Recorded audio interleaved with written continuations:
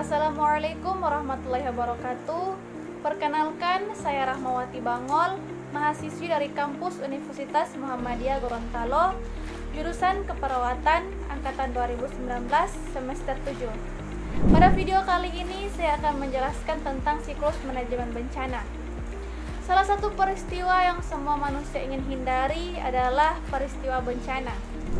Bencana merupakan suatu peristiwa yang menyebabkan kerugian besar pada kehidupan manusia. Kerugian yang dimaksud antara lain adalah kerugian dari segi materi, non-materi, ekonomi, hingga lingkungan tempat tinggal. Maka dari itu, dibentuklah urutan siklus manajemen bencana untuk mencegah terjadinya dampak kerugian yang besar pada suatu peristiwa bencana. Nah, pertanyaannya, apa itu siklus manajemen bencana? Manajemen bencana merupakan serangkaian kegiatan yang terdiri dari beberapa aspek, antara lain aspek perencanaan, penanggulangan, hingga aspek tindakan pasca bencana. Rangkaian kegiatan tersebut meliputi usaha pencegahan, tanggap darurat, dan pemulihan korban bencana, serta wilayah yang terkena bencana. Dibentuknya manajemen bencana bertujuan untuk mencegah dan mengurangi resiko kerugian yang akan terjadi dan juga mempercepat proses pemulihan pasca bencana. Dengan kata lain, manajemen bencana tidak hanya dilaksanakan setelah bencana terjadi, tetapi juga berfungsi sebagai aspek pencegahan. Bagaimana urutan siklus manajemen bencana? Untuk menjalankan manajemen bencana, Anda perlu mengetahui urutan siklus manajemen bencana yang benar. Yang pertama, tahap pencegahan.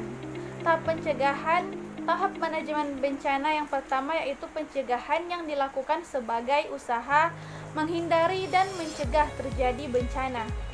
Contoh, pencegahan yang dapat dilakukan adalah dengan membuat peraturan yang tegas terkait pembakaran hutan, baik dilakukan oleh individu atau secara besar-besaran, serta melarang masyarakat untuk membuang sampah tidak pada tempatnya.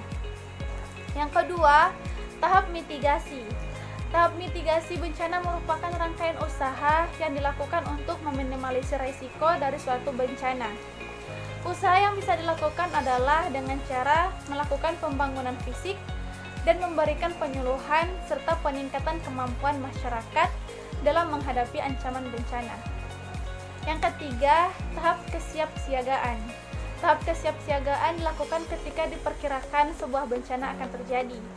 Pada tahap atau siklus ini, biasanya alam menunjukkan sebuah signal yang menandakan bahwa bencana akan terjadi. Maka langkah tepat yang dilakukan adalah menginformasikan seluruh elemen, terutama masyarakat di wilayah tersebut, untuk bersiap siaga menghadapi bencana tersebut. Yang keempat, yaitu tahap tanggap darurat.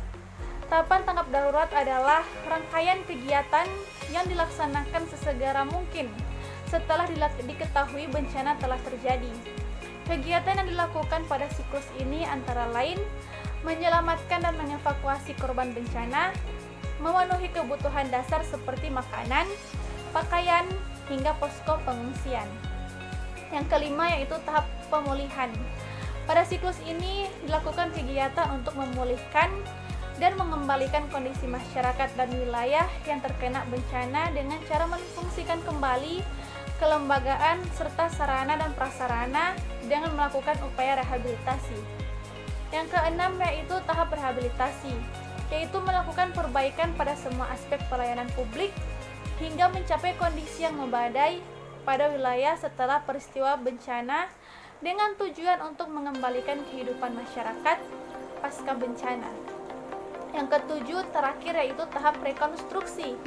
Tahap rekonstruksi adalah perumusan kebijakan dan langkah-langkah nyata yang telah direncanakan dengan baik dan konsisten demi membangun kembali sarana dan fasilitas umum dan sistem kelembagaan, baik di tingkat pemerintah maupun masyarakat.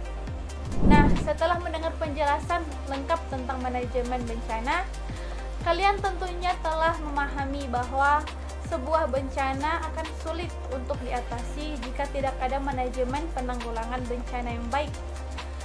Maka dari itu dibutuhkan banyak lembaga kemanusiaan yang mampu menjalankan manajemen bencana sesuai dengan urutan siklus yang telah dijelaskan tadi.